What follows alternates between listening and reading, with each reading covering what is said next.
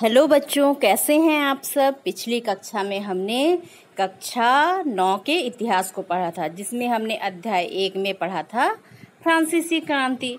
फ्रांसीसी क्रांति कैसे हुई, किस तरह लोगों ने इसका विरोध किया, ये हमने पढ़ा था। उसके जो पहला पॉइंट 18वीं सदी के उत्तरार्ध में फ्रांसीसी समाज। और फ्रांसीसी समाज जो 3 स्टेट्स में बटा था, जैसे प्रथम स्टेट पादरी का था, द्वितीय स्टेट कुलीन का और तृतीय स्टेट बड़े व्यवसायी, व्यापारी, अदालती कर्मी, वकील, किसान, कारीगर, छोटे किसान, भूमिहीन मजदूर और नौकरों का था। और देखा था कि जो तीसरे स्टेट के हैं उन्हें वही कर देते हैं। जीने का जो के लिए संघर्ष करते हुए लोगों को देखा था। उभरते मध्य वर्ग के विशेषाधिकारों के अंत की कल्पना भी की थी। तो आशा करती हूँ कि वो चैप्टर आप समझ गए होंगे। तो उससे आगे जो नेक्स्ट जो टॉपिक बच गया था उसको आज हम पढ़ेंगे। तो प्राचीन राजतंत्र में हुए अनुभवों का जो वृत्तांत था उसके बारे में भी हमने पढ़ा था। तो यहाँ तक हम पढ़ चुके थे। तो उसके बाद आज इसका जो सेकंड पॉइंट है, क्रांति की शुरुआत, उसे हम आज पढ़ेंगे। तो चलिए आप भी कलम और कॉपी के साथ तैयार हो जाइए। जो इम्पोर्टेंट पॉइंट मिलते जाएगा उसे सुनते जाएंगे और नोट करते जाएंगे, ठीक है। तो चलिए पढ़ते हैं। क्रांति की शुरुआत, ये फ्रांसीसी क्रांति का ही एक भाग था, ठीक है। तो पिछले भाग में आप देख चुके हैं कि किन कारणों से लुई 16 ने कर बढ़ा दिए थे। और क्या आप सोच सकते हैं कि उन्होंने ऐसा क्यों किया होगा। तो प्राचीन राजतंत्र के तहत फ्रांसीसी सम्राट अपनी मर्जी से कर नहीं लगा सकता था, ठीक है। तो जो प्राचीन राजतंत्र था उसमें भी क्या था, जो सम्राट होता था वो अपनी मर्जी से कोई भी कर नहीं लगा सकता था। इसके लिए उसको स्टेट्स जनरल मतलब प्रतिनिधि सभा, ठीक है, प्रतिनिधि सभा की बैठक बुलाकर नए करों के लिए जो अपने प्रस्ताव है उसको मंजूरी लेना पड़ता था। मतलब क्या था, यदि कोई सम्राट चाहता तो वो नए कर जनता पर नहीं थोप सकता था, उसके लिए उसको परमिशन चाहिए होता था। तो उसके लिए क्या होता था, प्रतिनिधि सभा होता था, स्टेट्स जनरल। तो उसमें क्या होता था, बैठक बुलाई जाती थी और सम्राट के द्वारा जो नए कर होते थे उनको उसमें चर्चा होती थी। और उसके ऊपर चर्चा के बाद जब वो पास होता था तभी वो कर लागू होता, और यदि वो पास नहीं होता तो क्या होता, वो कर लागू नहीं होता। तो स्टेट जनरल एक राजनीतिक संस्था थी जिसमें तीनों स्टेट्स अपने अपने प्रतिनिधि भेजते थे। तो एक राजनीतिक संस्था थी स्टेट जनरल। जैसे अभी हमारा संसद होता है तो उसी तरह का ये स्टेट जनरल। जैसे अभी क्या है, कोई भी कानून पास करने के लिए दोनों सदनों में पास होना आवश्यक होता है, उसके बाद संसद में उसके ऊपर बहस होती है, उसके बाद कोई भी कानून पास होता है। तो उसी तरह उस समय क्या था, जो राजतंत्र में भी यदि कर लगाना होता था तो स्टेट जनरल एक राजनीतिक संस्था होती थी। उसमें क्या होता था, तीनों स्टेट्स, इससे पहले मैंने बताया ना, तीनों स्टेट्स मतलब पहला स्टेट्स पादरियों का, दूसरा स्टेट्स में कुलीन वर्ग और तीसरे स्टेट्स में बड़े व्यापारी, व्यवसायी, वकील, अदालतों में काम करने वाले, मजदूर और गरीब किसान भी होते थे, ठीक है। तो तीनों के प्रतिनिधि को वहां बुलाया जाता था और उनके द्वारा उस पर चर्चा होती थी, उसके बाद ही कर लागू होता था। लेकिन सम्राट ही यह निर्णय करता था कि इस संस्था की बैठक कब बुलाई जाए, ठीक है। निर्णय तो 3 स्टेट द्वारा लिया जाता था, लेकिन ये बैठक कब बुलाई जाए, कि ये संस्था की बैठक कब हो, ये कौन निर्णय लेता था, सम्राट, ठीक है। तो इसकी अंतिम बैठक 1614 ईस्वी में बुलाई गई, 1614 में बुलाई गई, ठीक है, लुई 16 के द्वारा। तो फ्रांसीसी सम्राट जो लुई 16 थे उन्होंने 5 मई 1789 को नए करों के प्रस्ताव के अनुमोदन के लिए स्टेट्स जनरल की बैठक बुलाई, ठीक है। जो वे नए कर जोड़ना चाहते थे उसके लिए उन्होंने स्टेट्स जनरल की एक बैठक बुलाई। कब बुलाई? 1789 को। ठीक है, तो प्रतिनिधियों की मेजबानी के लिए वर्साय के एक आलीशान भवन को सजाया गया। तो इसके लिए क्या किया गया? बहुत सारे प्रतिनिधि आएंगे, तीनों स्टेट्स के आएंगे, तो क्या किया जाएगा? उनको बैठाने की व्यवस्था की जाएगी। तो इसके लिए उनकी मेजबानी के लिए क्या किया गया? वर्साय का एक आलीशान भवन इसके लिए सजाया गया। इसमें किस तरह से देखिए बैठने की व्यवस्था की गई। पहले और दूसरे स्टेट्स ने इस बैठक में अपने 300 प्रतिनिधि भेजे, जो आमने सामने की कतार में बिठाए गए। ठीक है, जो पहले जो कतार थे उनमें किसको बैठाएगा? पहले स्टेट्स और दूसरे स्टेट के प्रतिनिधियों को। उनके 300 प्रतिनिधि आए, 300 पहले स्टेट्स के, 300 दूसरे स्टेट्स के, मतलब 600 प्रतिनिधि हो गए। और तीसरे स्टेट्स के 600 प्रतिनिधि उनके पीछे खड़े किए गए। ठीक है, तो दो कतारों में 300 उनके 600 प्रतिनिधि खड़े हुए दोनों स्टेट्स के, और तीसरे स्टेट्स के जो प्रतिनिधि थे वे 600 थे, और उनको क्या किया गया? उनके पीछे वाले लाइन में खड़ा किया गया, क्योंकि उनको छोटा माना जाता था, तो उनको पीछे वाले लाइन में उनके पीछे बस खड़ा किया गया, और जो दोनों स्टेट्स के थे उनको बिठाया गया। तीसरे स्टेट्स का प्रतिनिधि इसके अपेक्षाकृत समृद्ध एवं शिक्षित वर्ग कर रहे थे। जो तीसरे स्टेट्स के प्रतिनिधि थे वे क्या थे? समृद्ध थे और शिक्षित थे, लेकिन किसानों, औरतों एवं कारीगरों का सभा में प्रवेश वर्जित था। तो तीसरे स्टेट में भी जो समृद्ध लोग थे या शिक्षित लोग थे वही इसके प्रतिनिधि कर रहे थे, लेकिन इस जो तीसरे स्टेट में कौन आते? किसान आते हैं, औरतें आती है, कारीगर आते हैं, इनको उस सभा में निमंत्रण नहीं था, वे सभा में नहीं आ सकते थे। ठीक है, फिर भी लगभग 40,000 पत्रों के माध्यम से उनकी शिकायतों एवं मांग की सूची बनाई गई, जिसे प्रतिनिधि अपने साथ लेकर आए थे। तो तीसरे स्टेट्स के जो प्रतिनिधि आए थे वे साथ में क्या लाए थे? अपने साथ जो लोग नहीं आ पाए थे उनकी जो शिकायत या फिर मांग पत्र थी उसकी सूची लाए थे, जो 40,000 लगभग पत्र थे। ठीक है, जिसके द्वारा उन्होंने शिकायतें की थी, वो शामिल किया गया उसमें। ये हो गया, इतना तक समझ गए। अब देखिए, स्टेट्स जनरल के नियमों के अनुसार प्रत्येक वर्ग को एक मत देने का अधिकार था। ठीक है, प्रत्येक वर्ग को मत देने का अधिकार था। इस बार भी लुई 16 इसी प्रथा का पालन करने के लिए दृढ़ प्रतिज्ञ थे, क्योंकि हमेशा से यही नियम बना आ रहा है कि जो प्रत्येक वर्ग है वो अपना मत देता था। परंतु तीसरे वर्ग के प्रतिनिधियों ने मांग रखी कि अब की बार पूरी सभा द्वारा मतदान कराया जाना चाहिए। इससे पहले क्या किया था? बस मत रखना था, लेकिन इस बार जो तीसरे स्टेट्स के प्रतिनिधि थे उन्होंने मांग किया कि पूरे सभा का मतदान कराया जाए, जैसे वोटिंग कराया जाए।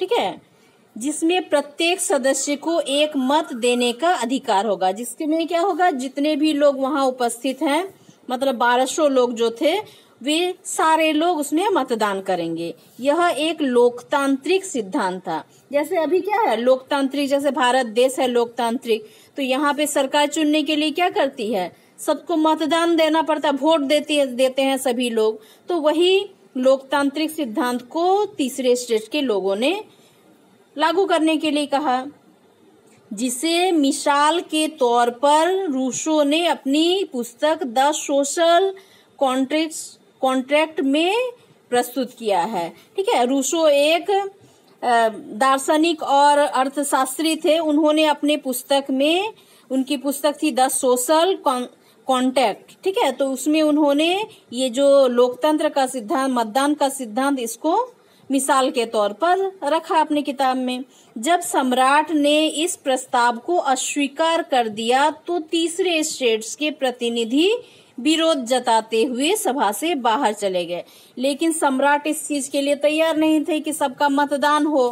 ठीक है, जब उन्होंने इस चीज को अस्वीकार कर दिया तो जो तीसरे स्टेट्स के 600 प्रतिनिधि थे वे क्या किए? सभा का विरोध करते हुए सभा से बाहर चले गए। ठीक है। तो तीसरे स्टेट्स के प्रतिनिधि खुद को संपूर्ण फ्रांसीसी राष्ट्र का प्रवक्ता मानते थे। ठीक है। तो जो तीसरे स्टेट के प्रतिनिधि थे वे क्या, जो पूरा फ्रांसीसी देश है, राष्ट्र है, उसके प्रवक्ता मानते थे, मतलब उसका प्रतिनिधि मानते थे। 20 जून को ये प्रतिनिधि वर्साई के इंडोर टेनिस कोर्ट में जमा हुए। ठीक है। 20 जून को वहां से वे बहिष्कार करके निकल गए सभा का। उसके बाद वे एक वर्साई के ही एक इंडोर टेनिस कोर्ट में जमा हुए। ठीक है। तो उन्होंने अपने आप को नेशनल असेंबली घोषित कर दिया और शपथ ली कि जब तक सम्राट की शक्तियों को कम करने वाला संविधान तैयार नहीं किया जाएगा तब तक असेंबली भंग नहीं होगी। ठीक है। तो उन्होंने, वे तीसरे स्टेट्स के जो थे वे एक जगह जमा हुए और उन्होंने आपस में विचार करके निर्णय लिया कि, और अपने आप को क्या घोषित किया, नेशनल असेंबली घोषित किया। और उन्होंने शपथ ली कि जब तक ये सम्राट की शक्ति को कम करने वाला जो नियम है वो तैयार नहीं हो जाता, संविधान नहीं तैयार हो जाता, तब तक ये असेंबली ऐसे ही चलती रहेगी और ये भंग नहीं होगी। ठीक है। उनकी जो नेशनल असेंबली है तब तक चलते रहेगी जब तक कि सम्राट की शक्तियों को कम करने वाला कोई नियम तैयार नहीं होगा। तो इसका नेतृत्व मिराबियो और आवे, ठीक है, उसका नेतृत्व किसने किया, मिराबियो और आवे सीए ने किया। ठीक है। नेशनल असेंबली का नेतृत्व मिराबियो और आवेशिये ने किया, ये नोट कर लेंगे। मिराबियो का जन्म कुलीन परिवार में हुआ था, लेकिन वह सामंती विशेषाधिकारों वाले समाज को खत्म करने की जरूरत से सहमत था। उसने एक पत्रिका निकाली और बायसाय से में जुड़ी भीड़ के समक्ष जोरदार भाषण भी दिए। आबेशिये मूलतः पादरी था और उसने तीसरे स्टेट क्या है शीर्षक से एक अत्यंत प्रभावशाली प्रचार पुस्तिका पॉम्पलेट लिखा। ठीक है। तो जो मिराबियो था वो क्या था, वो कुलीन वर्ग से संबंधित था और जो आवेशिये था वो पादरी वर्ग से संबंधित था, लेकिन उन्होंने तीसरे स्टेट्स का समर्थन किया और उनके समर्थन में भाषण दिया और पॉम्पलेट भी निकाले, प्रचार पुस्तिका भी निकाली दोनों ने। ठीक है। क्योंकि वे जो समाज का जो रवैया था उससे वे खुश नहीं थे, इसलिए उन्होंने तीसरे स्टेट्स का समर्थन किया और उनके समर्थन में खड़े हुए। तो कुछ महत्वपूर्ण तिथियां यहाँ दी गई है, देखिए। 1774 लुई 16 फ्रांस का राजा बनता है और सरकारी खजाना खाली हो चुका है और प्राचीन राजतंत्र के समाज में असंतोष गहराता जा रहा है। ठीक है। जब लुई 16 राजा बनता है तो उस समय क्या, उससे पहले ही क्या होता है, जो खजाना रहता है सरकारी वो खाली हो चुका रहता है। ठीक है। ये पॉइंट्स सब आप नोट करते जाएंगे। 1789 स्टेट्स जनरल का आह्वान। ठीक है। तीसरे स्टेट्स जनरल असेंबली का गठन होता है। ठीक है। उस वर्साई के जो राजनीतिक मीटिंग होता है उसके बाद, ठीक है, बहिष्कार करने के बाद। तो तीसरे स्टेट नेशनल असेंबली का गठन होता है, बस्ती पर हमला होता है, देहात में किसानों का विद्रोह होता है। ठीक है। तो 1791 में क्या होता है, देखिए, सम्राट की शक्तियों पर अंकुश लगाने और सभी मनुष्यों को मूलभूत अधिकार प्रदान करने के लिए संविधान बनाया जाता है। संविधान कब बनाया जाता है, 1791 में। ठीक है। जो सम्राट की शक्तियों में अंकुश लगाने के लिए।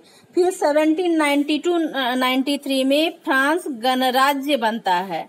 सिर काटकर राजा को मार दिया जाता है, सिर को काटकर राजा को मार दिया जाता है। जेकोबिन गणराज्य का पतन होता है और फ्रांस पर डायरेक्टरी का शासन। ठीक है। ये हुआ 92 से 93 के बीच। इसके बाद देखिए 1804, ठीक है, 1804 ईस्वी में क्या होता है, नेपोलियन फ्रांस का सम्राट बनता है और यूरोप के विशाल भूभाग पर उसका कब्जा कर लेता है। विशाल भूभाग पर उसका कब्जा हो जाता है, किसका, नेपोलियन का। 1815 ईस्वी में क्या होता है, वाटरलू में नेपोलियन की हार होती है। 1815 ईस्वी में वाटरलू में जो नेपोलियन है उसकी हार होती है।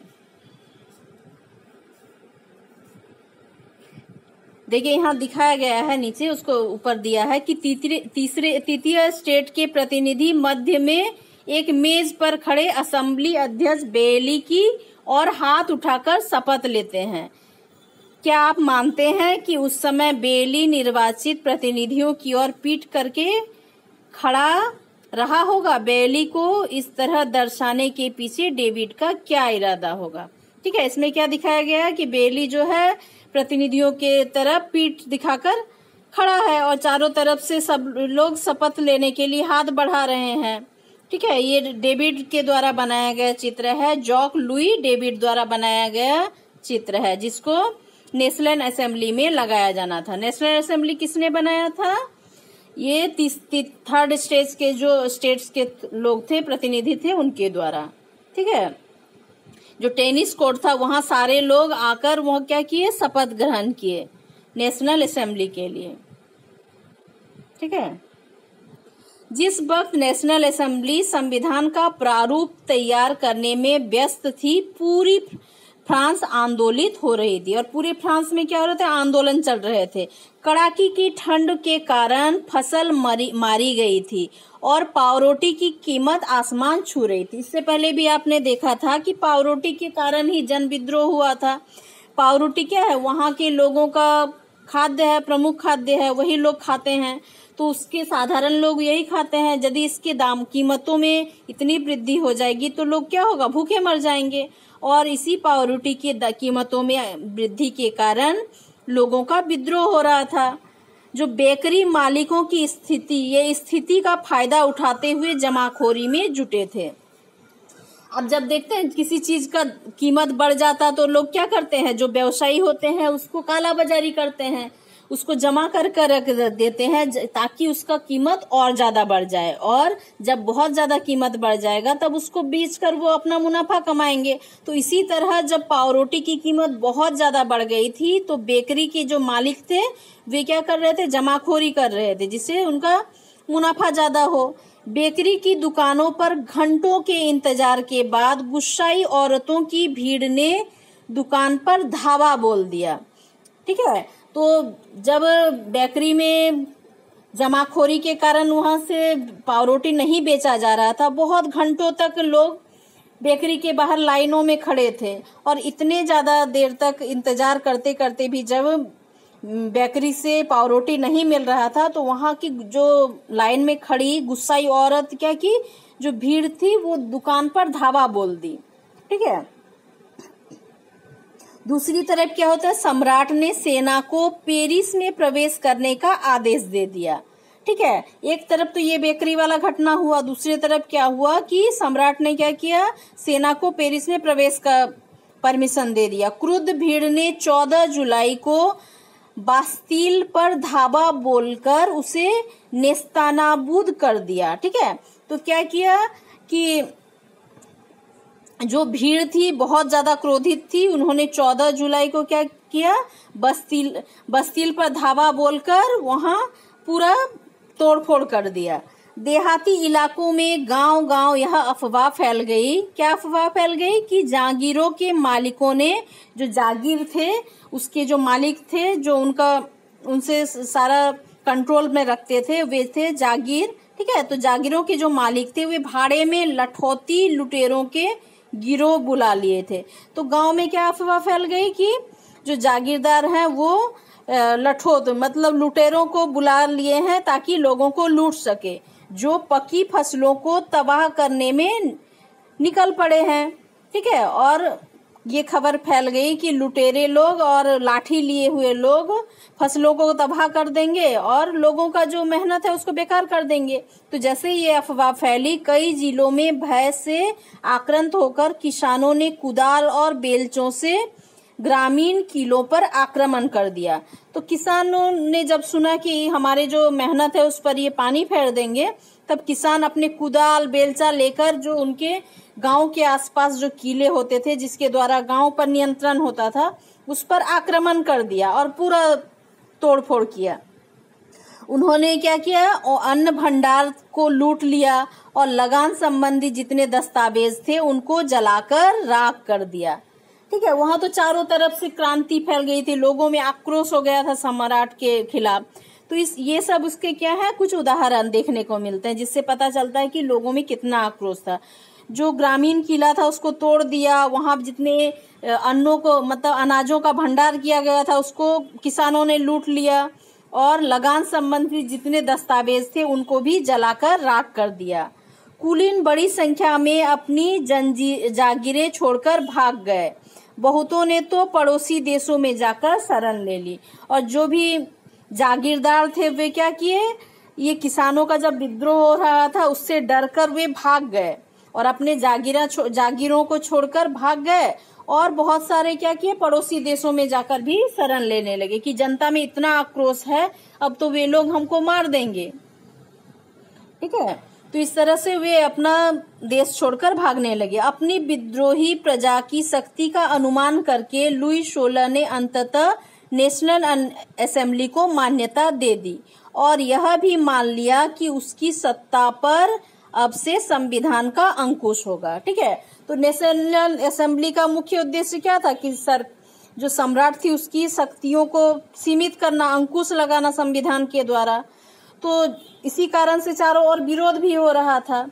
तो अंत में इसने विद्रोह को देखकर जो लुई 16 था उसने नेशनल असेंबली को मान्यता दे दी और यह मान लिया कि संविधान के द्वारा उस पर अंकुश लगेगा। 4 अगस्त 1789 की रात को असेंबली ने करों, कर्तव्यों और बंधनों वाली सामंती व्यवस्था के उन्मूलन का आदेश पारित किया।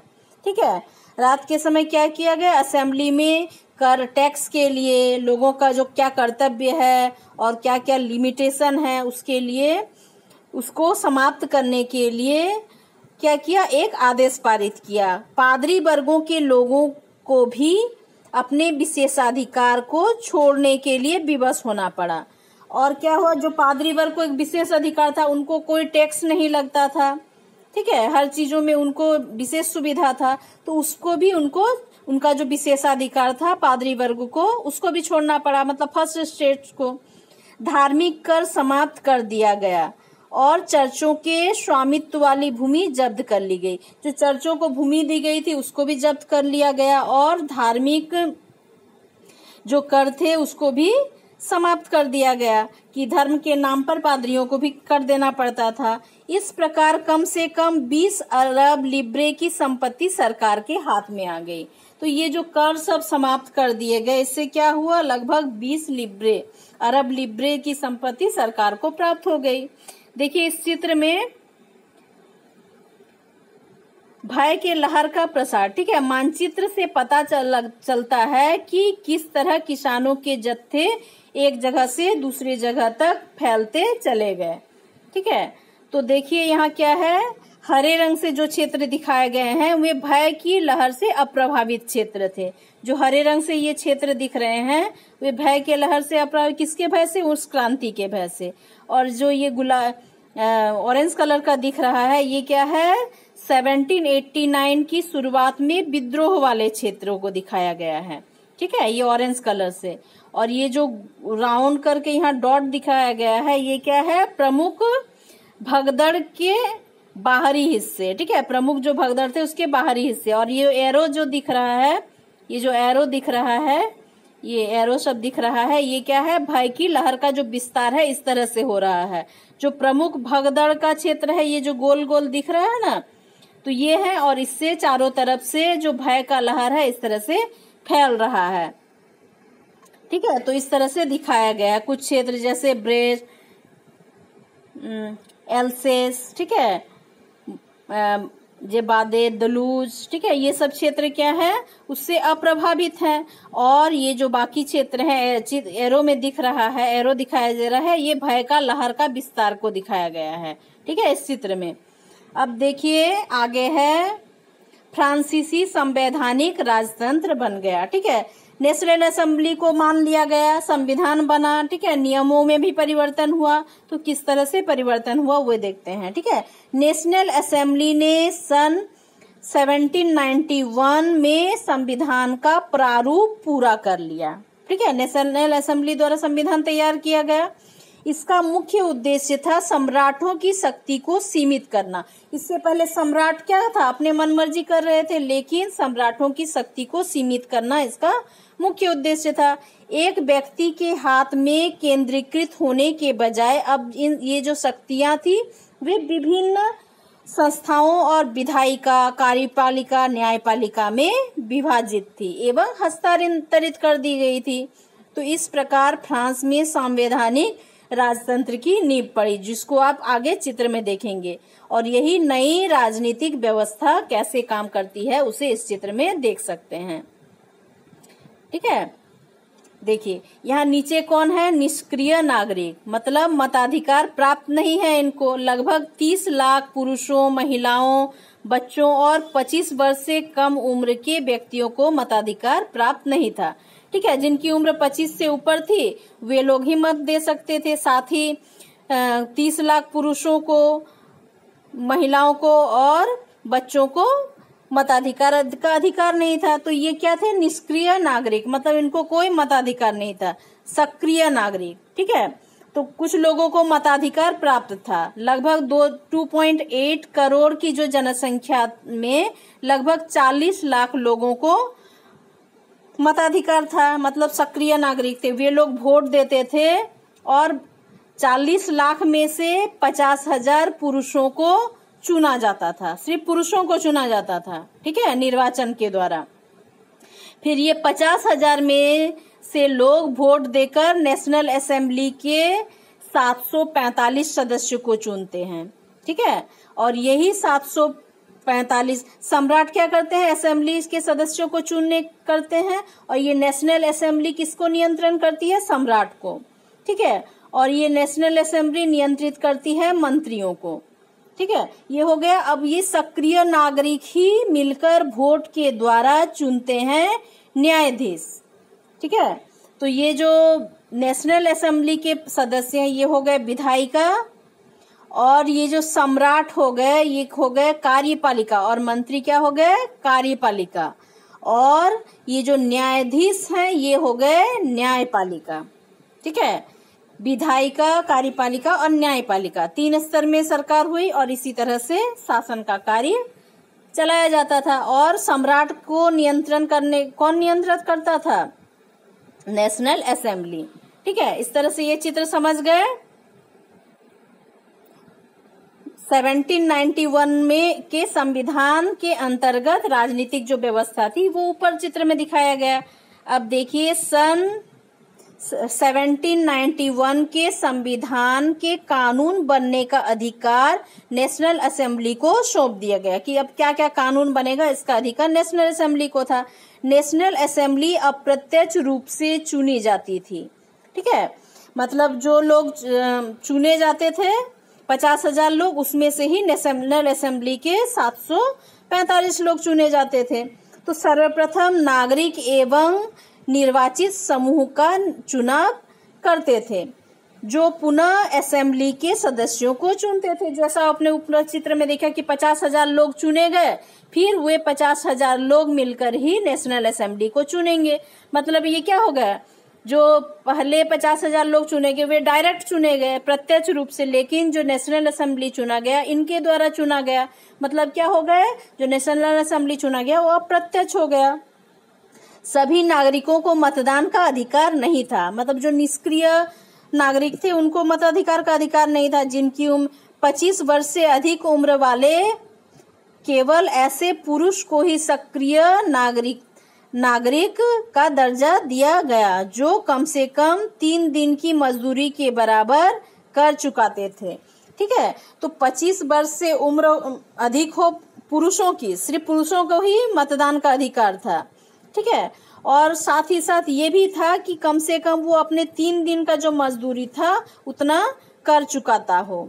और शेष पुरुषों को, महिलाओं को मताधिकार का अधिकार नहीं था। वे क्या थे, निष्क्रिय नागरिक के रूप में वर्गीकृत किए जाते थे। मतलब महिलाएं क्या थी, निष्क्रिय नागरिक थी, और जो 3 दिन से कम का कर नहीं चुकाते थे या फिर 25 से कम उम्र के पुरुष थे वे भी निष्क्रिय थे, और बच्चे भी निष्क्रिय थे। ठीक है, तो निर्वाचन की योग्यता प्राप्त करने तथा असेंबली का सदस्य होने के लिए लोगों को करदाताओं की उच्चतम श्रेणी में होना जरूरी था। मतलब उनको अच्छा खासा कर देना पड़ता था, तब जाके वे निर्वाचन जो करदाताओं की श्रेणी थी उसमें आ सकते थे।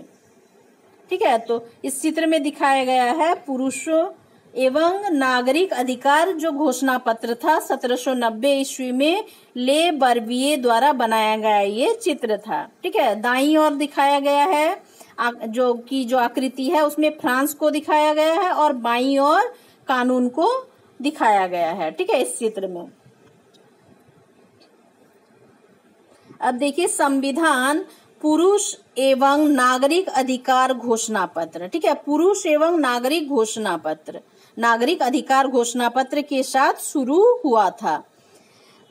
जो संविधान था ये उससे शुरू हुआ था, घोषणा पत्र के साथ। जीवन के अधिकार, अभिव्यक्ति की स्वतंत्रता के अधिकार और कानूनी बराबरी के अधिकार को नैसर्गिक एवं अहरणीय, ठीक है, नैसर्गिक अहरणीय अधिकार के रूप में स्थापित किया गया था। अर्थात ये अधिकार प्रत्येक व्यक्ति को जन्मना प्राप्त होते थे, मतलब जन्म से ही प्राप्त होते थे, और इन अधिकारों को छीना नहीं जा सकता। राज्य का यह कर्तव्य माना गया कि प्रत्येक नागरिक के नैसर्गिक अधिकारों की रक्षा करे। तो संविधान के द्वारा प्रत्येक नागरिक को कुछ अधिकार दिए गए थे और वो अधिकार उनको जन्म से ही प्राप्त होने वाले थे। ठीक है, तो यहाँ पे देखिए, यहाँ पे कुछ दिया गया है। ठीक है, देखते हैं। क्रांतिकारी पत्रकार ज्यापाल मरा, ठीक है, ने अपने अखबार लामीदा पल, ठीक है, पपल, ठीक है, लामीदा पपल जनता का मित्र, जिसका अर्थ क्या है, लामीदा पीपल मतलब जनता का मित्र, में नेशनल असेंबली द्वारा तैयार किए गए संविधान की यह टिप्पणी की थी। क्या की थी कि जनता के प्रतिनिधियों का कार्यभार अमीरों को सौंप दिया गया है। गरीबों और शोषितों की दशा केवल शांतिपूर्ण तरीके से कभी नहीं सुधर सकती। यह इस बात का अकाट्य प्रमाण है कि धनाढ्य वर्ग कानून को कैसे प्रभावित करता है। फिर भी ये कानून तभी तक चलेगा जब तक कि लोग इन्हें मानेंगे। जिस तरह उन्होंने कुलीनों द्वारा लदे हुए गए जुए को उतार फेंका है, एक दिन वही हश्र अमीरों का भी होगा। ठीक है, तो ये क्या था, इसमें जो मत देने का अधिकार था वो भी अमीरों का था, और जो चुने गए वे भी अमीर थे। तो गरीब जो शोषित वर्ग थे वो तब तक ही इसको मान सकते थे तब तक ही ये कानून चलेगा जब तक वे इसको मानेंगे। और क्योंकि इससे पहले जो कुलीन वर्गों का और पादरी वर्गों का जो क्या हुआ था, उनके द्वारा बहुत शोषण किया जा रहा था, इसलिए उनका अंत हो गया। तो इसी प्रकार यदि ज्यादा शोषण किया जाएगा तो इस जो संविधान का जो संविधान है ये नियम भी समाप्त कर दिए जाएगा। समाचार पत्र लामीदा पेपल के से ये उद्धृत किया गया, ये उनके द्वारा छापा गया था। देखिए ज्यापाल मरा ये हैं। अब देखिए यहाँ पर दिया गया है पुरुष एवं नागरिक अधिकार घोषणा पत्र। 1 नंबर में है आदमी स्वतंत्र पैदा होते हैं, स्वतंत्र रहते हैं और उनके अधिकार समान होते हैं। ठीक है, ये जो संविधान बना था उसके ऊपर पुरुष एवं नागरिक घोषणा पत्र प्रारंभ में ही दिया गया था कि आदमी स्वतंत्र पैदा होते, स्वतंत्र रहते हैं, इसलिए उनको समान अधिकार प्रदान किया जाए। हर एक राजनीतिक संगठन का लक्ष्य आदमी के नैसर्गिक एवं अपहरणीय अधिकारों को संरक्षित रखना है। ये अधिकार हैं स्वतंत्रता, संपत्ति, सुरक्षा एवं शोषण के प्रतिरोध का अधिकार। ठीक है, तो क्या है कि प्रत्येक जो नागरिक है, संगठन है, उनको क्या करना है कि उनका लक्ष्य है कि लोगों को स्वतंत्रता प्रदान करना, संपत्ति और सुरक्षा, शोषण का प्रतिरोध का अधिकार प्रदान करना। 3 नंबर है कि समग्र संप्रभुता का स्रोत राज्य में निहित है। कोई भी समूह या व्यक्ति ऐसे अनाधिकार प्रयोग नहीं करेगा जिसे जनता की सत्ता की स्वीकृति ना मिली हो। ठीक है, तो ऐसा कोई भी क्या होगा, जिसमें जनता का स्वीकृति ना हो, ऐसा कोई अधिकार प्रदान नहीं किया जाएगा। ठीक है, कोई भी समूह या व्यक्ति ऐसा अनाधिकार प्रयोग नहीं कर सकता है। चौथा नंबर है, स्वतंत्रता का आशय ऐसे काम करने की शक्ति से है जो औरों के लिए नुकसानदायक नहीं हो। मतलब स्वतंत्रता का मतलब ये नहीं कि आप दूसरों को नुकसान पहुंचाए, मतलब वही शक्तियां हैं स्वतंत्रता में, वही शक्ति काम करेगी जो औरों को नुकसान ना पहुंचाए। तो 5 नंबर है, समाज के लिए किसी भी हानिकारक कृत्य पर पाबंदी लगाने का अधिकार कानून के पास है। ठीक है, जो हानिकारक कोई भी काम होगा तो उस पर पाबंदी कानून लगा सकता है। 6 नंबर है, कानून सामान्य इच्छा की अभिव्यक्ति है। सभी नागरिकों को व्यक्तिगत रूप से या अपने प्रतिनिधियों के माध्यम से इसके निर्णय में भाग लेने का अधिकार है। कानून की नजर में सभी व्यक्ति क्या हैं, समान हैं। मतलब क्या है कि सभी व्यक्ति व्यक्तिगत रूप से अपने प्रतिनिधियों के माध्यम से निर्माण में भाग लेने का अधिकार है और कानून की नजर में सभी व्यक्ति समान हैं। 7वां नंबर है कि कानून सम्मत प्रक्रिया के बाहर किसी भी व्यक्ति को ना तो दोषी ठहराया जा सकता है और ना ही गिरफ्तार किया जा सकता है और ना ही नजरबंद किया जा सकता है। ठीक है, ये सारे पॉइंट आप नोट करेंगे और याद करेंगे। ठीक है, बहुत इंपॉर्टेंट है कि संविधान के प्रारंभ में क्या क्या घोषणा पत्र था वो यहाँ दिया गया है। प्रत्येक नागरिक बोलने, लिखने, छापने के लिए आजाद है। तो कोई भी व्यक्ति लिखने, बोलने के लिए आजाद है, लेकिन कानून द्वारा निर्धारित प्रक्रिया के तहत ऐसी जो स्वतंत्रता है उसका दुरुपयोग की जिम्मेदारी भी उसी का होगा। ठीक है, 12 नंबर है कि सार्वजनिक सेना तथा प्रशासन के खर्चे चलाने के लिए एक सामान्य कर लगाना अपरिहार्य है। सभी नागरिक पर उसकी आय के अनुसार समान रूप से कर लगाया जाना चाहिए। तो क्या है कि सार्वजनिक सेना और प्रशासन का खर्चा के लिए पैसा आवश्यक है, इसीलिए सभी नागरिकों को समान रूप से कुछ अंश कर देना आवश्यक है। चूंकि संपत्ति का अधिकार एक पावन और अनुलंघनीय अधिकार है, अतः किसी भी व्यक्ति को इससे वंचित नहीं किया जा सकता संपत्ति के अधिकार से। ठीक है, जब तक कि विधि द्वारा स्थापित प्रक्रिया के तहत सार्वजनिक आवश्यकता के लिए संपत्ति का अधिग्रहण करना आवश्यक न हो, जब तक कि सार्वजनिक काम के लिए उस किसी संपत्ति का अधिग्रहण आवश्यक न हो, उस वहां तक ही किसी व्यक्ति का जो संपत्ति है उसको संपत्ति के अधिकार को छीना नहीं जा सकता है। ठीक है, तो ऐसे मामले में अग्रिम मुआवजा जरूर दिया जाना चाहिए। यदि कोई सार्वजनिक काम होगा तो उसके लिए किसी की संपत्ति को लिया जा सकता है, लेकिन उसके लिए क्या करना होगा, मुआवजा भी सरकार को देना होगा, जैसे वर्तमान में होता है। ठीक है, अब देखिए राजनीतिक प्रतीकों के मायने। 18वीं सदी में ज्यादातर स्त्री पुरुष पढ़े लिखे नहीं थे, इसलिए महत्वपूर्ण जो विचार होते थे उसको प्रचार करने के लिए छपे हुए शब्दों के बजाय अक्सर आकृतियों, प्रतीकों का प्रयोग किया जाता था। तो ले बर्बिये ने अपनी पेंटिंग में अधिकारों के घोषणा पत्र को लोगों तक पहुंचाने के लिए अनेक प्रतीकों का प्रयोग किया। ठीक है, लोग तो पढ़े लिखे नहीं थे तो कुछ लिखा जाएगा तो वो समझ नहीं पाएंगे, इसीलिए कुछ ऐसे प्रतीकों का प्रयोग किया गया जिसको देखकर लोग समझ सके कि घोषणा पत्र में आखिर दिया क्या है। ठीक है, तो इन प्रतीकों को समझने की कोशिश करना है। ठीक है, जैसे इस चित्र में क्या दिख रहा है कि बेड़ियां हैं लेकिन टूटी हुई हैं, तो टूटी हुई जंजीरें।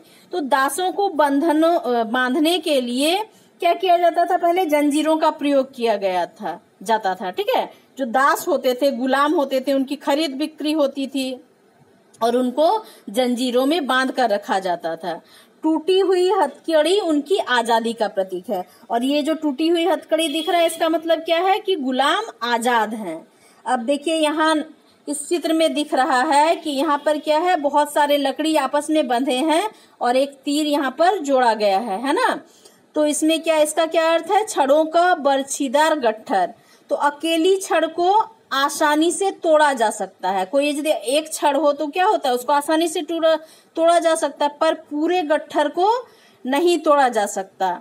तो इसका क्या अर्थ है कि एकता में ही बल है।